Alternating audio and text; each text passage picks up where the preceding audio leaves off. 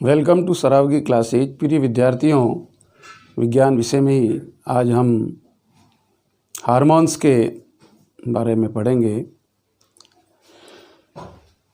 सर्वप्रथम hormones word का प्रयोग स्टार्लिंग ने 1905 में उत्तेजक पदार्थ के रूप में लिया।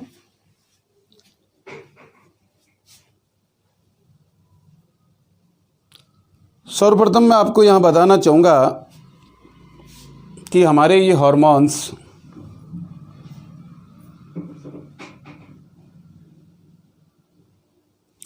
कहाँ से स्रावित होते हैं। अंतःस्रावी ग्रंथियाँ जो हमारी होती है, एंडोक्राइन ग्लैंड्स, जो आप 6ठी 7वीं 8वीं में पढ़ के आते हैं कि हमारी जो अंतःस्रावी ग्रंथियाँ हैं, जो नलिकाविहीन होती है और इनसे जो पदार्थ स्रावित होते हैं, ये हार्मोन्स कहलाते हैं। दूसरी बात,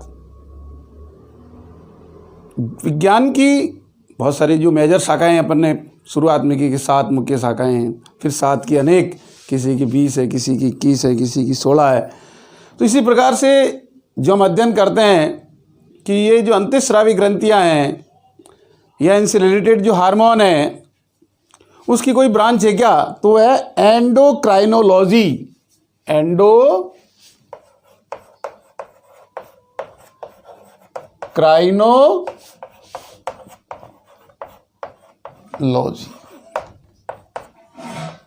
मैं आपको शाखाएं भी लिखाऊंगा। तो यहाँ पे जब हार्मोन्स हम पढ़ रहे हैं तो वहाँ जो जिससे रिलेटेड है वो है एंडोक्राइनोलॉजी। एंडोक्राइनोलॉजी का मतलब होता है अंतःस्रावी ग्रंथियों और हार्मोन्स का अध्ययन। क्योंकि अंतःस्रावी ग्रंथियाँ हैं तो उसी से जो स्रावित पदार्थ है वो हार्मोन है। तो सम्मिलित रूप से हम एंडोक्राइनोलॉजी का मतलब है कि अंतःस्रावी ग्रंथियों और हार्मोन्स का अध्ययन किया जाता है। और जो इसी में न्यूरो एंडोक्राइनोलॉजी होती है, न्यूरो वर्ड जब लग जाता है तो मस्तिष्क से रिलेटेड।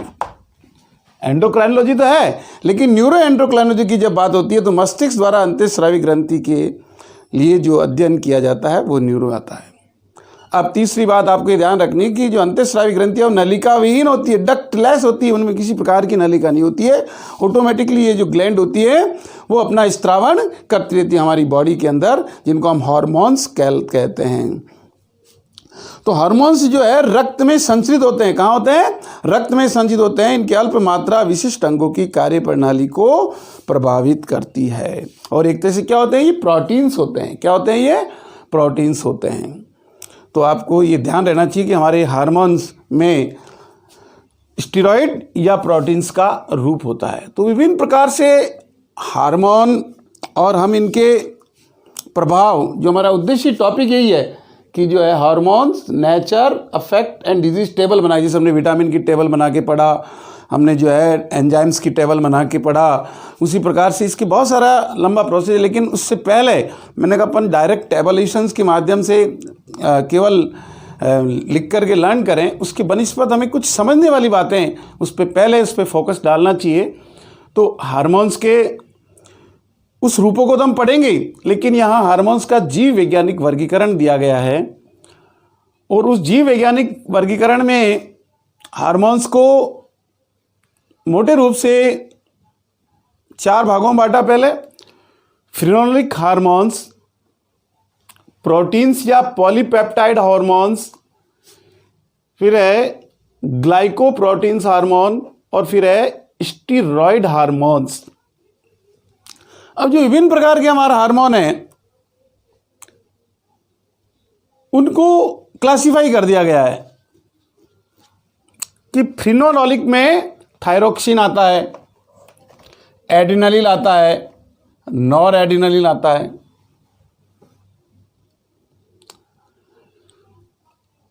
और प्रोटीन्स या पेप्टाइड में oxytocin, vasopressin, parathormone, prolactin, somatotropin, insulin, glucagon, secretin और रिलैक्सिन। ये जो हार्मोन है ये पॉलीपेप्टाइड हार्मोन्स के नाम से जानते हैं। फिर इधर बताया ग्लाइकोप्रोटीन्स हार्मोन्स में फॉलिकल स्टिमुलेटिंग, जिसको FSH बोलते हैं, फॉलिकल स्टिमुलेटिंग हार्मोन, और दूसरा है ल्यूटिनाइजिंग हार्मोन। और स्टेरॉइड जो हार्मोन है उसमें एस्ट्रेडियोल, प्रोजेस्टेरॉन, टेस्टोस्टेरॉन, कॉर्टिसोन, एल्डोस्टेरॉन और एस्ट्रोजन। तो ये हार्मोन्स का जीव वैज्ञानिक वर्गीकरण है कि मतलब इनको कैसे कैटेगरी में रखा जाए कि फिनोलिक हार्मोन कौन से हैं, प्रोटीन्स वाले कौन से हैं, ग्लाइकोप्रोटीन्स वाले कौन से हैं, और स्टेरॉइड वाले कौन से। क्योंकि सम्मिलित रूप से हम करें कि जो हमारे हार्मोन है वो प्रोटीन और स्टेरॉइड होते हैं, अभी मैंने बोला था। लेकिन फिर बाइफर्केशन अलग अलग जब बारीकी में हम जाते हैं, उसकी जो तह तक जाते हैं, तो एक तो इस प्रकार से बताया। दूसरा बताया कार्य की फिजियोलॉजी के आधार पर हार्मोन्स के प्रकार, उसमें जैसे उपापचय से संबंधित हार्मोन्स, भाई हमारा जो मेटाबॉलिक, मैंने आपको शुरू में बताया कि उपचय और अपचय निर्माणकारी और विनाशकारी क्रियाएं होती है, तो उससे संबंधित हार्मोन है हमारा इंसुलिन, जिसकी कमी से मधुमेह रोग हो जाता है, डायबिटीज हो जाता है। वर्धिता परिवर्धन, जो हमारी ग्रोथ है, हमारा जो एनलार्जमेंट है, उसमें सोमेटोट्रोपिन हार्मोन होता है। कहते हैं इसकी कमी होती है तो बोना रह जाता है, और इसकी अधिकता होती है तो क्या होता है, आदमी जाइंट बन जाता है। पाचन हेतु हार्मोन्स, इसमें गैस्ट्रिन और सिक्रीटिन होता है। जनन हेतु गोनेडोट्रोपिक लिंग हार्मोन होते हैं। अंतःस्रावी ग्रंथियों का नियंत्रण करने के लिए थायरोट्रोपिन होता है। अंतःस्रावी तो मेल हुई, जो सारे हार्मोन का स्त्रावित अंतःस्रावी के माध्यम से होता है। तो इस प्रकार से 1, 2, 3, 4 और 5 कैटेगरी से फिजियोलॉजी के आधार पर हार्मोन्स को बांटा। तो ये आपके दिमाग में थीम रहनी चाहिए कि हमें जो हार्मोन्स हम पढ़ रहे हैं उनका क्लासिफिकेशन भी हमारे दिमाग में हो। बहुत सारे हम एक साल के कार्य अभाव पढ़ते हैं, कौन सी ग्रंथि है वो सब हम पढ़ेंगे, 8वीं में पढ़ के आए हैं, अब 9th 10th में भी थोड़ा रहता है, और जो बायोलॉजी के स्टूडेंट तो फिर 11th 12th पढ़ते हैं, लेकिन गैर विज्ञान के विद्यार्थी को इसी माध्यम से। लेकिन इससे पहले कि हम हार्मोन की टेबुलेशन की ओर जाएँ, कुछ बातें होती है जो इनसे रिलेटेड आपके दिमाग में रहनी चाहिए कि जैसे सबसे बड़ी ग्रंथि कौन सी, अंतःस्रावी ग्रंथि, तो है थायराइड।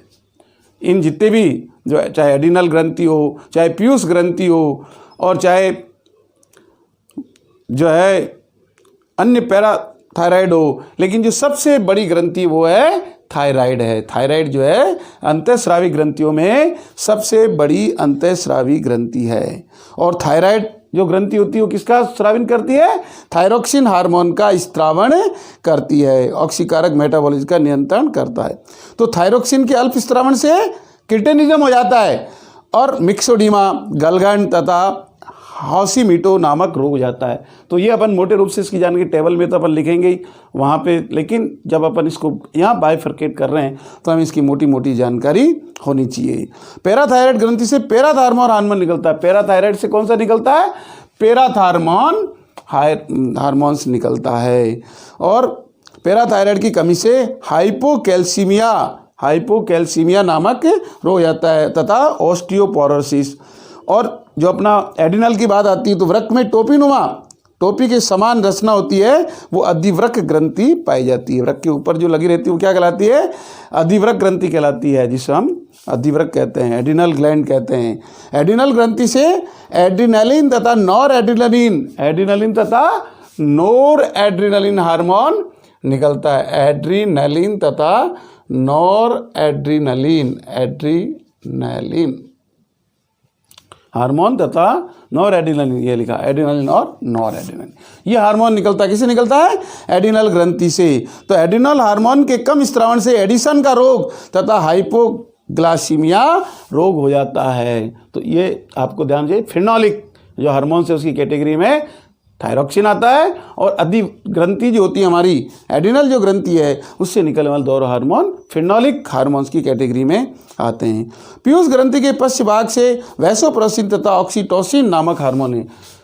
ऑक्सीटोसिन और वैसोप्रेसिन ये किससे आते हैं, पीयूष ग्रंथि से। मास्टर ग्रंथि कहते हैं, मटर के दाने के समान की जो मास्टर ग्रंथि होती है, उस मास्टर ग्रंथि से वैसोप्रेसिन तथा ऑक्सीटोसिन नामक हार्मोन निकलता है। फिर आता है फेरामोन, कार्लगन तथा ब्यूटिनेट ने प्रतिपादित किया था।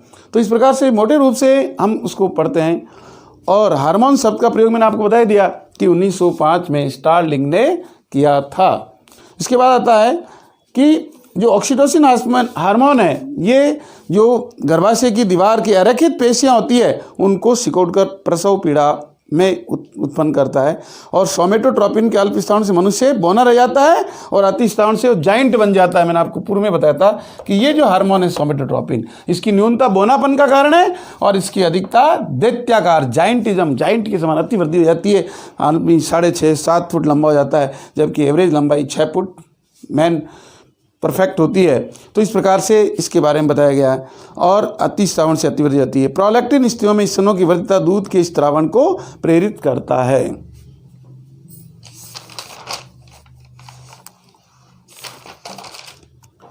तो इस प्रकार के विभिन्न प्रकार के जो हार्मोन है हमारे, उनसे आपको सबसे पहले तो आपको अंतःस्रावी ग्रंथियाँ याद होनी चाहिए कि अंतःस्रावी ग्रंथियाँ कौन कौन सी है। तो आपके दिमाग में हो कि जो थायराइड है वो अंतःस्रावी ग्रंथि है, पीयूष ग्रंथि, थायराइड ग्रंथि, पीयूष ग्रंथि, एड्रिनल ग्रंथि,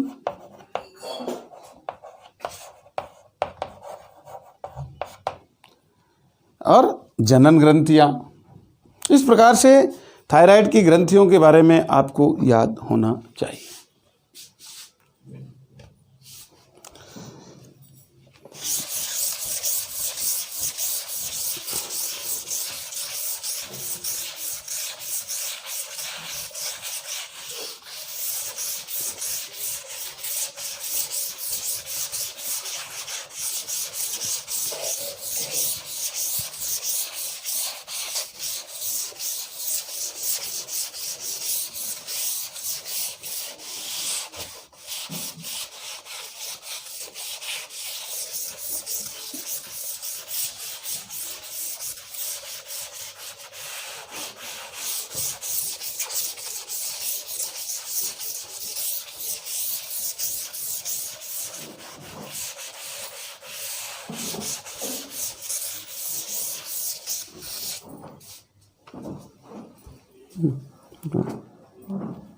बोलो बोलो।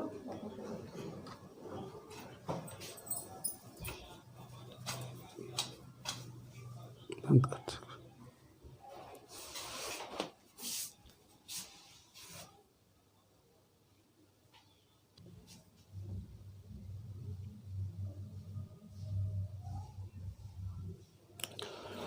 विद्यार्थियों, आगे हम पहले हमने हार्मोन्स की नॉर्मल जानकारी ली कि उनको कैसे कार्यकी के आधार पर बांटा, या जर्मन जो जर्मन वैज्ञानिक है उन्होंने कैसे वर्गीकरण किया।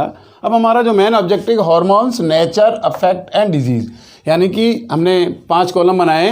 पहले में हार्मोन का नाम है, फिर वहाँ कौन सी अंतःस्रावी ग्रंथि से रिलेटेड है, उसका स्वभाव कैसा है, यानी प्रोटीन का है या अमीनो एसिड्स का है या स्टेरॉइड का, उससे उसके प्रभाव क्या पड़ रहे हैं, उसके अल्प स्त्रावण से और अति स्त्रावण से क्या रोग है। तो ये करीब 30-40 है। तो इसके बारे में जितना अपन कर सकते हैं डे बाई डे करेंगे। जैसे पहला हमारा हार्मोन है सोमेटोट्रोपिक हार्मोन, जिसको अंग्रेजी में कहते हैं STH, या वृद्धि हार्मोन भी होता है, क्योंकि वृद्धि के लिए जमाना ग्रोथ हार्मोन, यहाँ लिखा मैंने शॉर्ट में GH, हिंदी में बोलते हैं वृद्धि हार्मोन। आप कहीं अपने हिसाब से लिखें देखते टाइम तो आप उसको एनालाइज कर सकते हैं कि GH मीन्स वृद्धि हार्मोन, क्योंकि जगह का अभाव रहता है। अंतःस्रावी ग्रंथि में ये जो इसका भाग है वो एडिनोहाइपोफाइसिस, यानी कि जो एडिनल ग्रंथि है उसके अंदर जो अलग लॉब होता है तो उस रिलेटेड एडिनोहाइपोफाइसिस, स्वभाव उसका प्रोटीन होता है। और इस जो प्रभाव इसका पड़ रहा है वो प्रोटीन संश्लेषण, पहला तो वृद्धि के लिए जो अपनी बॉडी में बताया ना, आपको पहले बताया कि बौनापन होगा या अतिवृद्धि होगी। तो वृद्धि के लिए ये चाहे वो कम हो चाहे अधिक, उसके लिए सोमेटोट्रोपिक हार्मोन है, प्रोटीन का संश्लेषण करता है। और DNA RNA, हमारे जो DNA RNA पाए जाते हैं उन DNA RNA का संश्लेषण भी सोमेटोट्रोपिक हार्मोन ही जिम्मेदार होता है। अल्प स्त्रावण से बाल्यावस्था में बौनापन और प्रौढ़ अवस्था में साइमंड रोग हो जाता है। और अति स्त्रावण, जब सोमेटोट्रोपिक का अति स्त्रावण होता है तो जाइंट, बाल्यावस्था में बच्चा बहुत लंबा हो जाता है, उसकी उम्र है 13 साल, लगता है वो जैसे 19 साल का हो गया हो। और बड़ा में एक्रोमेगेली, बंदर, जैसे बंदर हरकत करता है वैसे आदमी का जो है इसके हार्मोन के ज़्यादा श्रवण से वो एक अलग प्रकार की आवाज़ निकालता है बंदर की तरह, ना बंदर की तरह क्या कर रहा है, तो ये बंदर के लक्षण उसमें डेवलप हो जाते हैं। एक्रोमेगेली उसकी जो हैबिट्स हो जाती है, कभी भी जब नॉर्मल रहता है तब ठीक है, लेकिन एबनॉर्मल होते ही वह अपने बंदर जैसी हरकतें करता है, तो उस रोग को एक्रोमेगेली नाम से जाना जाता है। तो आपको याद रहना चाहिए कि सोमेटोट्रोपिक हार्मोन अंतःस्रावी में एडिनो हाइपोफिसिस, प्रभाव स्वभाव में प्रोटीन, प्रभाव में वृद्धि के लिए जिम्मेदार होता है, प्रोटीन संश्लेषण, डीएनए आरएनए, अल्पस्रावन जब उसकी न्यूनता है तो बौनापन बाल्यपन में, और प्रौढ़ा में साइमन, अतिस्रावन जब ज़्यादा उसकी स्त्रावण होता है तो जाइंट, बाल्यावस्था में तो जाइंट के समान रहता है बच्चा, और जब प्रौढ़ होता है तो वो एक्रोमेगली हरकतें करता है। सेकंड है एडिनोकॉर्टिकोट्रोपिक हार्मोन, जिसको अंग्रेजी में शॉर्ट में ACTH, एडिनोकॉर्टिकोट्रोपिक हार्मोन। एडिनो हाइपोपाइसिस है फिर यहाँ पे, स्वभाव में प्रोटीन नेचर है, प्रभाव में जो हमारी जो कॉर्टेक्स होती है उसका प्रेरक है। कॉर्टेक्स का क्या है, ये प्रेरक है। एडिनल कॉर्टेक्स पूरा लिख सकते हैं आप, एडिनल कॉर्टेक्स प्रेरक, और इससे कोई फर्क नहीं पड़ता, बस बॉडी में इसकी बैलेंस है। तीसरा थायराइड प्रेरक, जिसको TSH बोलते हैं अपन, thyroid stimulating hormone. Adenohypophysis protein पुट्टिकाओं का प्रेरक होता है। ये जो हमारी पुट्टिकाएं, जैसे गाड़ी में पुट्टिकाएं बोलते हैं ना, तो यहाँ थायराइड ग्रंथि की पुट्टिकाओं का प्रेरक है। थायराइड ग्रंथि की पुट्टिकाओं का प्रेरक है, कोई विशेष प्रभाव से नहीं पड़ता है। नेक्स्ट चौथा हार्मोन गोनेडोट्रोपिन्स, उसको दो भागों में बांटा, FSH और LH। LH का मतलब ल्यूटिनाइजिंग हार्मोन, और FSH का मतलब पुट्टिका प्रेरक, फॉलिकल स्टिमुलेटिंग हार्मोन। तो इस प्रकार से ये दोनों हार्मोन भी एडिनो हाइपोफिसिस प्रोटीन है, दुग्ध निर्माण का प्रेरक है। जो गोनेडोट्रोपिन्स में दो कॉलम बना रखे अपन ने, तो पहले के अपन देखिए गॉनेट्स का विकास, जो हमारे गॉनेट्स होते हैं, चाहे मेल हो चाहे फीमेल हो, युग्मक जनन जो गैमेटोजेनेसिस होता है, और लिंग हार्मोन LH में, और अंडे जो उत्सर्ग होते हैं उसके लिए LH, दो हार्मोन है, FSH जिसके लिए मैंने बताया गॉनेट्स का विकास होता है और गैमेटोजेनेसिस में होता है, LH जो ल्यूटिनाइजिंग हार्मोन है, ल्यूटिनाइजिंग हार्मोन में अंडे उत्सर्ग का, जो फीमेल्स में अंडों का उत्सर्ग होता है उसका प्रेरक होता है, और लिंग हार्मोन भी डेवलप करता है। और इसके पश्चात है ल्यूटियोट्रोपिक या प्रोलैक्टिन हार्मोन, जिसको LTH बोलते हैं। ये भी एडिनो हाइपोफिसिस होता है, और प्रोटीन और दुग्ध निर्माण का प्रेरक, गर्भावस्था में स्तन की वृद्धि होती है। फिर मिलेनोसाइट, पिट्यूटरी का मध्य पिंड, जो पिट्यूटरी हमारी ग्रंथि है, पीयूष ग्रंथि जिसको हम बोलते हैं, उसका जो मध्य लोब है वो प्रोटीन स्वभाव का होता है, और त्वचा में जो अपने चकते होते हैं, तिल होते हैं, इनका जो निर्माण होता है उसके लिए मिलेनोसाइट हार्मोन जिम्मेदार होता है। यदि मिलेनोसाइट बैलेंस है तो आपके जहाँ तिल होना वहीं होंगे, और बाकी बहुत से लोगों के तिल हो जाते हैं, चकते हो जाते हैं, काले काले, चेहरा पूरा देख तो तिलों से भरा होता है। तो बहुत सी बार अपन नेगेटिव अवधारणा बोले निर्धनता की, ऐसा कुछ नहीं है। जो हार्मोन होता है वो हमारा जब ज़्यादा डेवलप हो जाता है, ज़्यादा वेसोप्रेसिन हार्मोन जो न्यूरोहाइपोफाइसिस में देता है, प्रोटीन है, जो अपना रुधिर दाब है वो बढ़ जाता है, और वृक्क में जो जूल का पुनरावशोषण होता है वो भी ये काम करता है वेसोप्रेसिन। तो इससे यदि अपनी कमी होती है तो डायबिटीज़ इंसिपिडस रोग हो जाता है, डायबिटीज़ मेलिटस होता है, और एक होता है डायबिटीज़ इंसिपिडस। डायबिटीज मेलिटस जो मोटे लोगों को, भारी लोगों को, डायबिटीज़ पे सूखा एक प्रकार का रोग होता है, जो अपन आगे पढ़ेंगे जब अपन डिजीज़ के बारे में अध्ययन करेंगे। ऑक्सीटोसिन न्यूरोहाइपोफाइसिस प्रोटीन, यानी कि जब प्रसव पीड़ा का प्रेरक होता है प्रसव पीड़ा ऑक्सीटोसिन हार्मोन, और जब गर्भाशय प्रसव के पश्चात उसको वापस पुनः उसी स्थिति में आने के लिए भी ऑक्सीटोसिन हार्मोन ही जिम्मेदार होता है। मिलेटोनिन पीनियल काय, उस ग्रंथि के वहाँ पाई जाती है, हमने देखा पीनियल का एक छोटा सा अंग होता है, और उसकी जो नेचर होती है अमीनो एसिड, और हमारे जो जननांगों की जो क्रिया होती है उसका अवरोधन में ये होता है। फिर थायरॉक्सिन हार्मोन जो अपना बहुत महत्वपूर्ण ग्रंथि, उससे रिलेटेड थायराइड ग्रंथि है, इसकी नेचर भी अमीनो एसिड होता है। ब्लड मेटाबॉलिक रेट में ये कार्य होता है।